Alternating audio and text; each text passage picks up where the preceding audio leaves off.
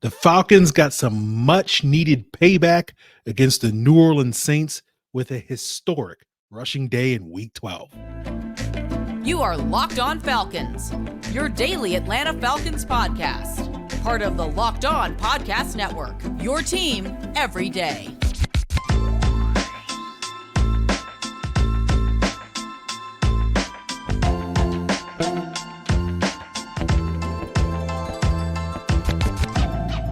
Welcome back, everyone, to another illustrious episode of the Locked On Falcons podcast, your daily Atlanta Falcons podcast, part of Locked On Sports Atlanta, your team every day. And today's episode is brought to you by Gametime. Just download the Gametime app, create an account, and use code Locked On NFL for $20 off your first purchase. Last-minute tickets, lowest price, guaranteed. So, guys, if you don't know me, I'm your very humble host, Aaron Freeman. Been covering the Falcons for many years, formerly at FalcFans.com, RIP. Still going strong on this illustrious podcast, and I appreciate all the everydayers that tune in each and every day to this show as their first listen or their first watch. And of course, you can follow in their footsteps by subscribing or following for free on YouTube or wherever you listen to podcasts. So today's episode, we are recapping the Falcons Week 12 win over the New Orleans Saints. We'll be talking later in the episode about Kyle Pitts being on a pitch count and why that's not as bad a thing as some people might assume. We'll talk about Desmond Ridder's improvement, looking at some of the PFF numbers. But we'll start off the conversation talking about this three-headed monster of a run game. I sort of touched upon this yesterday on the episode as one of the reasons why the Falcons were able to win, and talked about how, I wanted to look at their success rate and hadn't done so by the time I recorded that rapid reaction. And I have done so since then. But you look at the Falcons run game and just looking exclusively at the running backs, which we will do throughout the rest of the episode, where they handed the ball off 34 times, ran for 198 yards and averaged 5.8 yards per carry. And, those numbers are incredibly good. And typically I don't like looking at yards per carry as a measure of rushing success or efficiency, because I think yards per carry tends to get skewed by longer runs or negative runs in worse ways. But I do think in this instance, their yards per carry does reflect that the Falcons did get a bunch of long runs in this game, that they had 10 runs of 10 or more yards, 8 of those coming from the running back position. Both of those figures are the most in the Arthur Smith era. And while I didn't look at every single season, I just went back and looked at select years like the heyday of Turner from like 08 to 2011, as well as those peak years early in the Dan Quinn era when it was Devontae and Tevin Coleman going strong from like 2015 and 2017. And I only found 2 other instances where the Falcons had 8 or more 10+ yard runs in a single game. And both of those came in 2008. The first one came in that week 1 blasting of the Detroit Lions, that 0-16 Lions team. We always talk about Matt Ryan's first pass being a touchdown, but people forget the Falcons ran for 318 yards in that game, and they had 13 10+ yard runs in that game, most of them coming from Michael Turner and some of them coming from Jarius Norwood. But you also saw a little bit of a three-headed monster later in that season against the Raiders, where the Falcons ran for 256 yards and had 8 10+ play runs with Turner, Jarius Norwood, and Jason Snelling.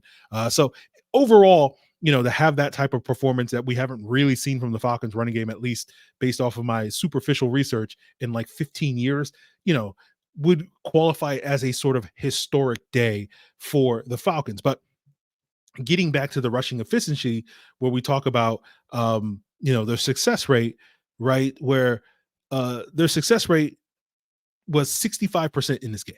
Right, that's the highest success rate that they've had, the most efficient running game they've had all year long. It's the highest since the last time they played the Saints back in Week 15 in 2022, where I think it was like 71 or 72% in that game.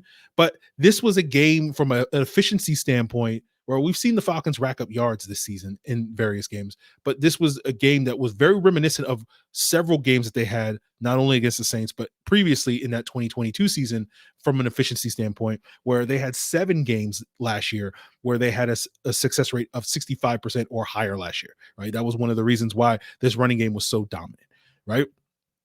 And of course, the question is, how and why did they become so dominant running against the Saints this week? Well, of course, my Parker Hesse agenda is thriving, but I'm guessing from watching the game live, like I saw Hesse out there doing stuff, but I didn't come away watching the game live thinking that Hesse was truly the catalyst for their success.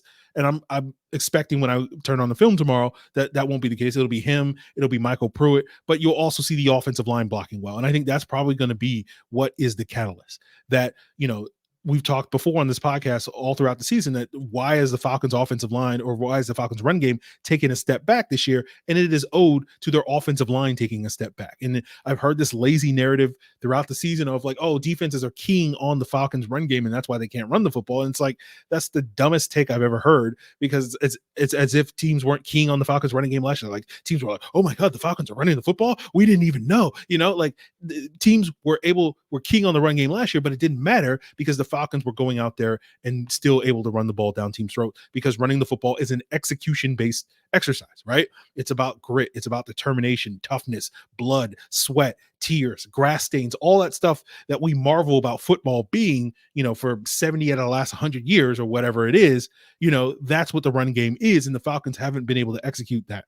And so, I loved seeing them do it against the Saints because it's kind of basically payback for, the better part of, the last decade, and especially like the last 4 or 5 years prior to Arthur Smith's arrival, where that Saints defensive line just embarrassed our offensive line every single week, getting 6, 7, 8 sacks seemingly every time we played them. And so you love to see Arthur Smith going out there and punching this Saints team in the mouth as payback, and have done so in the last 3 games, and hopefully will do so a 4th time in week 18 moving forward. So love to see it.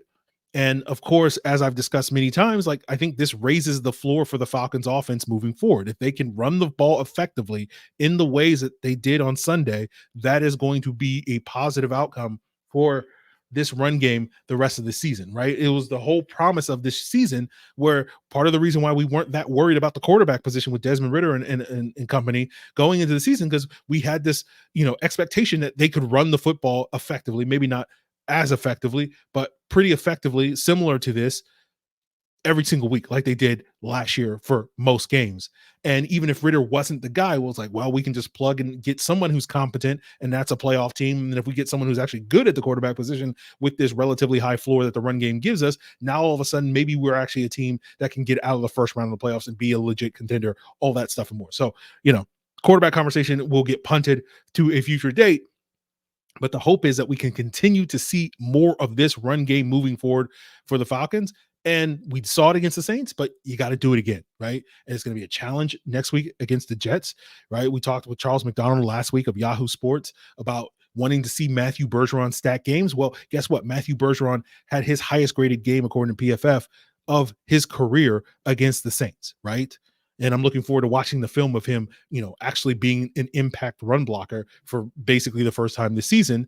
But just because you did it once, you got to do it again. Because next week, you got to do it again against Quinnen Williams, who is PFF's highest graded run defender in the entire league this year among interior defensive linemen. So, build off of your best game, Matthew Bergeron, and you're going to be going up against the best. And that's going to be a challenge for this team. And then it's going to be a challenge the following week against the Bucs, who, while the Falcons did run for 150 something yards the last time they played the Bucs back in week 7, but they weren't particularly efficient running the football. They had a success rate that week of 41%. They ran the ball effectively because they were committed to running, not because they were particularly good at it. But of course, we know they didn't have Bijan Robinson that week, right? And so you only got the 2-headed monster, not the 3 heads of the Hydra or whatever. I guess Hydra is technically 5 heads. But anyway, that 3-headed monster is Cerberus, right?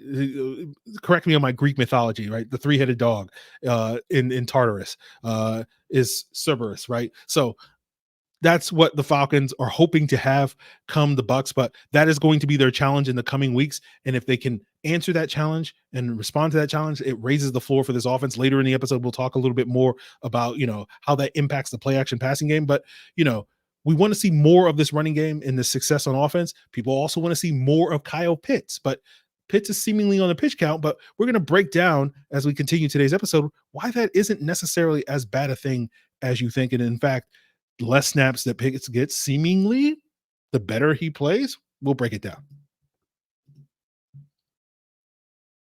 But first, let's break down Game Time, the fast and easy way to buy tickets for all the sports, music, and theater and comedy near you. They got killer last minute deals, all in prices, views from your seat, their best price guaranteed.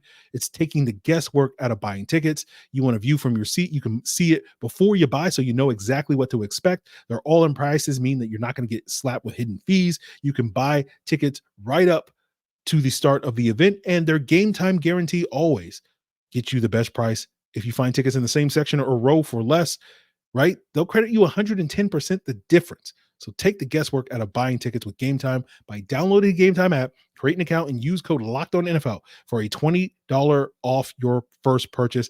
That terms apply. Again, create an account, redeem code LOCKEDONNFL for $20 off. Download Game Time today. Last minute tickets, lowest price guaranteed. So let's talk about Kyle Pitts' usage, because I saw some people reacting to Pitts' snap counts on Monday morning on Twitter and elsewhere. For those of you that don't know, Pitts played about 31 snaps against the Saints, about 50% of the plays. And I think at first glance, a lot of people were like, what's up with that? What does that mean? And why isn't Pitt getting more snaps?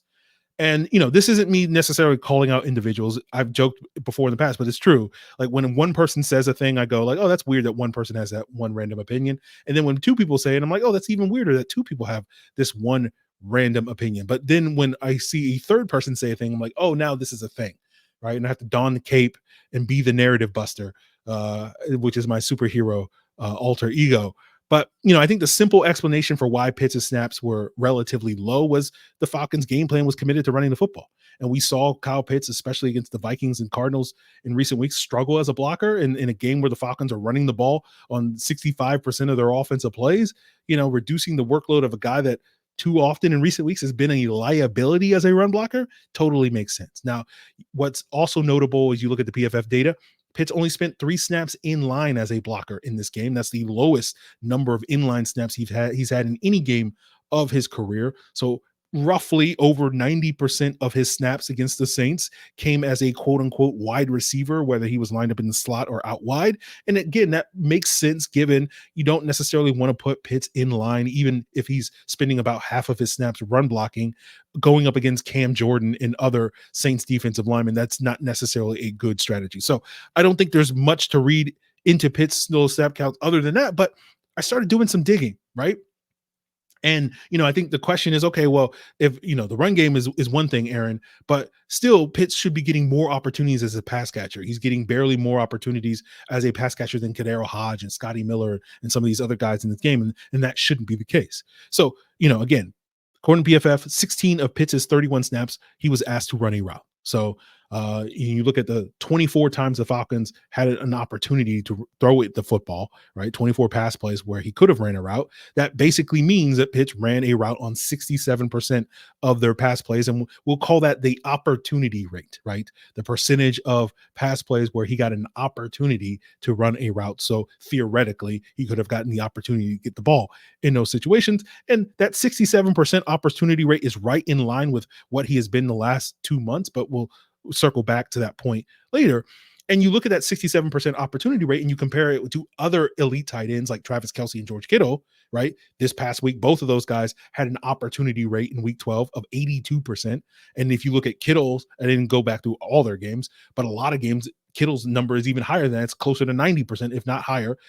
Kelsey's usually is about that 80 to 85% range. So you look at that and you say, okay, well, Pitts is getting less opportunities than other elite pass catchers. But at the same time, like if Pitts had an 82% opportunity rate in this specific game against the Saints, that results in about 3.5 more snaps a game. So it's not a huge difference, but in a game where the Falcons potentially, as we've seen at times, throw the ball 40, 45, 50 times a game, that opportunity rate, that difference between 82 and 67% would result in a much larger number of potential opportunities. But, right, it started doing some digging, and I looked at Pitts' opportunity rate throughout the rest of the season prior to this past week.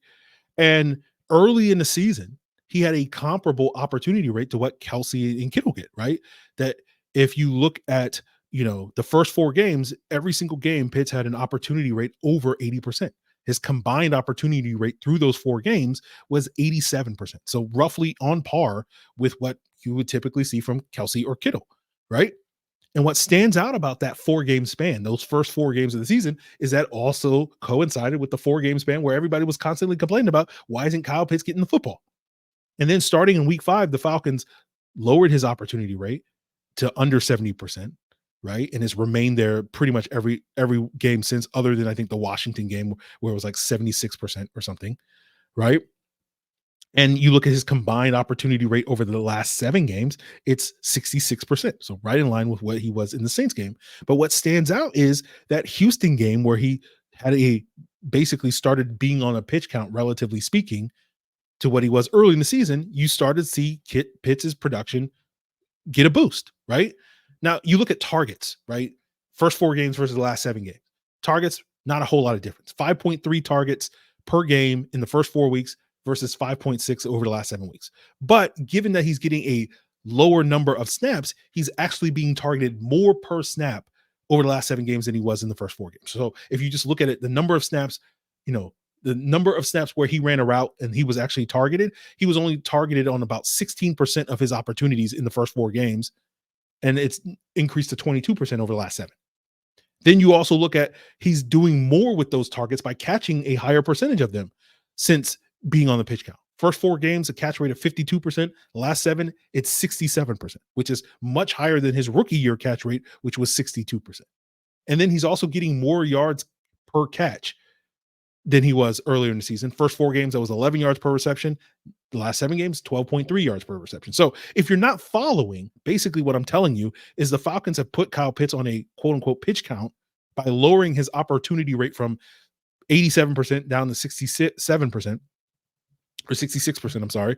Right. And it's led to him being more productive as an individual. It also marks the period of time that we've been talking about this offense taking a step forward since the Houston game, right? Where we've seen an uptick in Ridder's performance as well as his offense. And I don't think those two things are a coincidence, right? That we already know that the Ridder-London connection is very strong, and the Ridder-Pitts connection has been slowly building over the last 7 weeks, right? And, I think the reason why that manifests in the offense being better is because if you're better able to incorporate your top 2 pass catches on a semi-consistent basis, I won't say on a consistent basis, but on a semi-consistent basis, it's not hard to imagine that that's going to benefit your offense overall. So, someone in the Locked On Falcons Discord, if you want to join, hit the link in the description below. But someone asked me, why do I think this is? Is it because it's a conditioning issue? Now, again, that would be an easy conclusion to make, right? That it's the knee issue, it's the conditioning issue, right? Maybe it is. But I think Pitts has been more explosive the last 3 or so games than he has been, but yet his quote unquote pitch count, his opportunity rate has remained the same. But maybe, he was able to recover a little bit quicker because he was getting a few less snaps per game than he was in the first month of the season. But ultimately, it's not a huge number of snaps that we're talking about, that different opportunity rate. It averages out over the last 7 games about 8 snaps per game, that if he was getting an opportunity rate like he was in the first 4 games over the last 7 games, he'd be missing on average about 56 snaps total, about 8 per game, right? Compared to the first 4 weeks of the season. So it's not a huge number, right? It's like a 1 snap of rest, like, or 2 snaps of rest, like every 3rd series or something like that, whatever the numbers work out to be. So, another factor could be, Pitts being on the pitch count may benefit Arthur Smith when it comes to his play calling. If we're continuing the baseball analogy, it's the idea of he's on a pitch count, right? And so now when he's actually pitching, you can throw more fastballs. If you follow what I'm saying, like Arthur Smith can scheme. It's easier for Arthur Smith to scheme up ways to get him the ball if he's not, if he knows he has a better handle on when he's out there on the field or whatever. Again, I don't really know the answer. Frankly, I don't really care what the reason and the mechanism, the reasoning behind Pitts being on the pitch count. I just think it's working. And it goes back to something we talked about last Friday on the Black Friday Q&A mailbag episode, where we talked about, I think some of the Pitts usage stuff is overblown. I think the only real issue with Pitts and his usage or Pitts and his production is really the red zone stuff. And, for all we know, he could catch 4 touchdowns over the next 6 games, and that will be a non-issue, at least, for the next 6 games.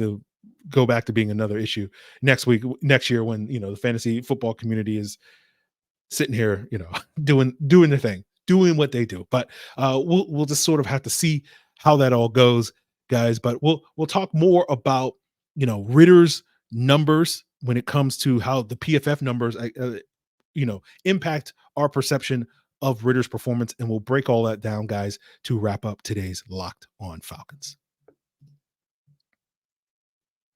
So the weather is getting colder, but the NFL offers over at FanDuel are staying hot. Of course, FanDuel is America's #1 sports book, and right now new customers get $150 in bonus bets with a winning $5 money line bet. That's $150 if your team wins.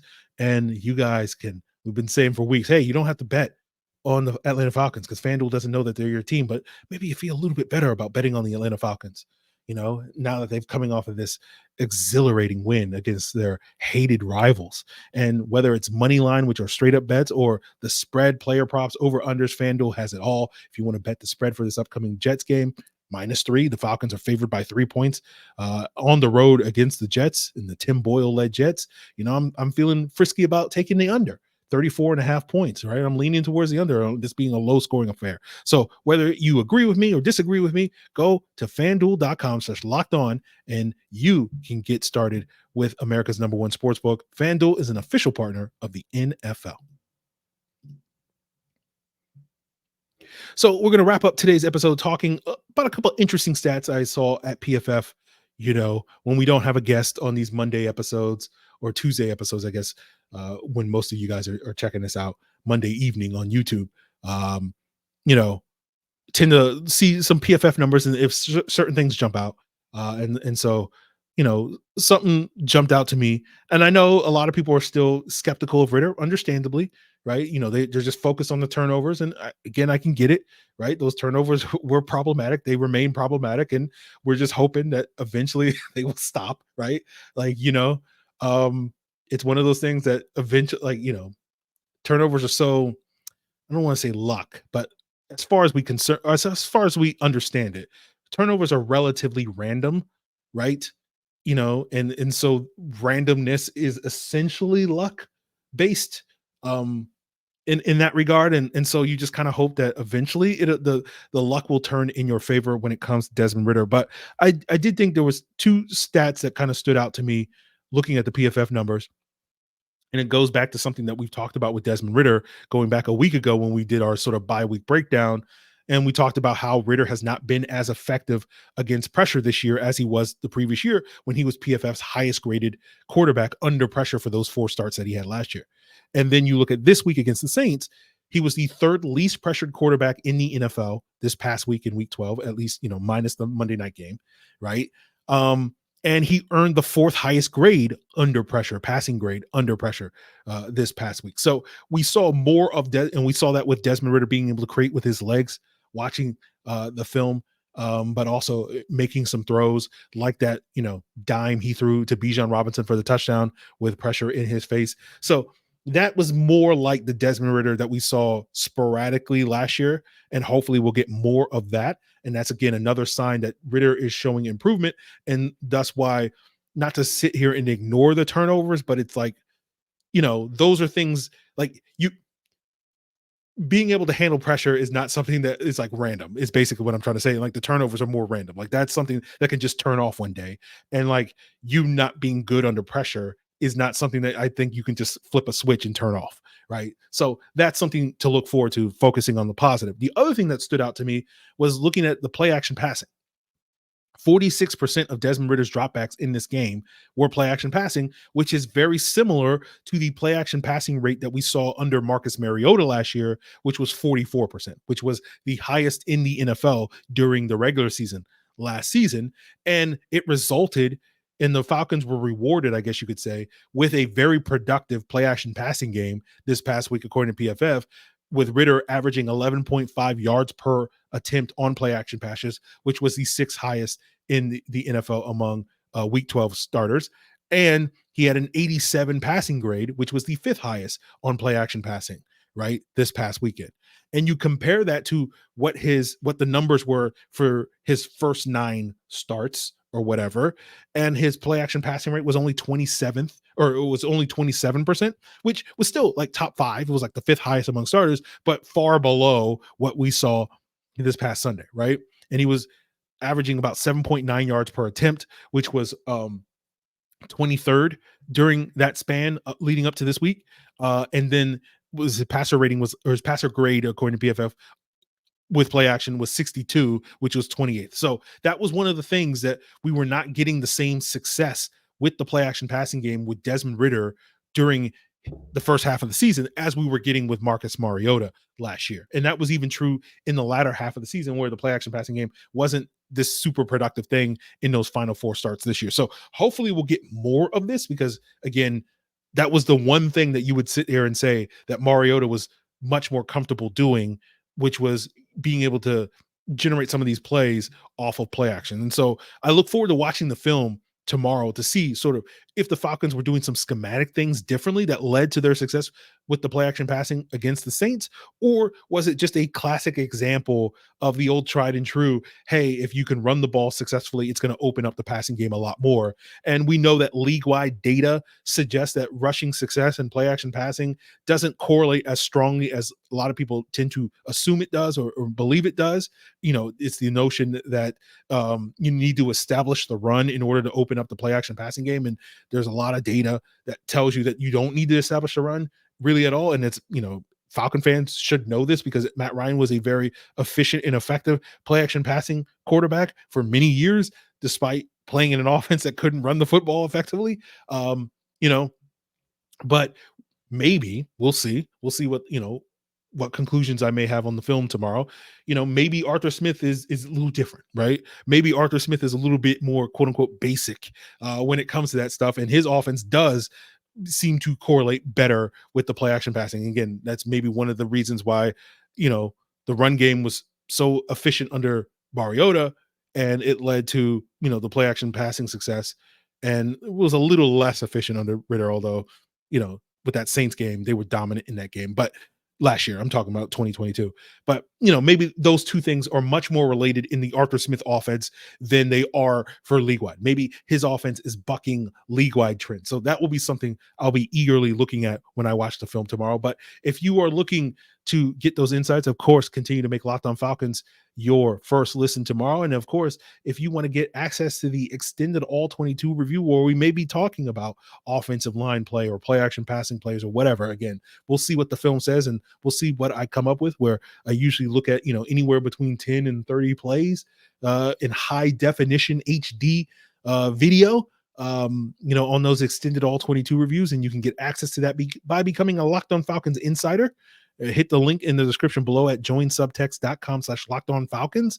And not only do you get exclusive access to that extended all 22 review, you can also, you know, vent to me on Sundays, just like I vent to you guys on Sundays about the Falcons, and you get other added insights as well throughout the week. You know, that back and forth, and you can provide me feedback, you can ask questions, all that various stuff. Like someone asked me, you know, earlier today, you know, should the Parker Hesse agenda be thriving as much as it should we care about, you know, the fact that, you know, this offense seems so reliant on Parker Hesse's presence in order to work?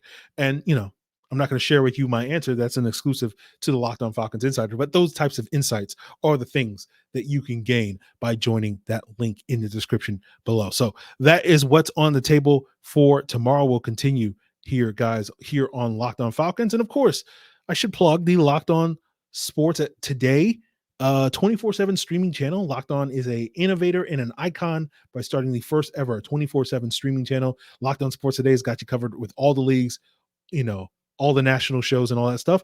But you also are covered locally, guys, because Locked On Sports Atlanta also has a 24/7 streaming channel. Just 24/7 streaming channel. Just search Locked On Sports Atlanta and you can check that out, guys. So that is going to do it for us. Continue to make us your first listen. It's all part of Locked On Podcast Network, your team every day.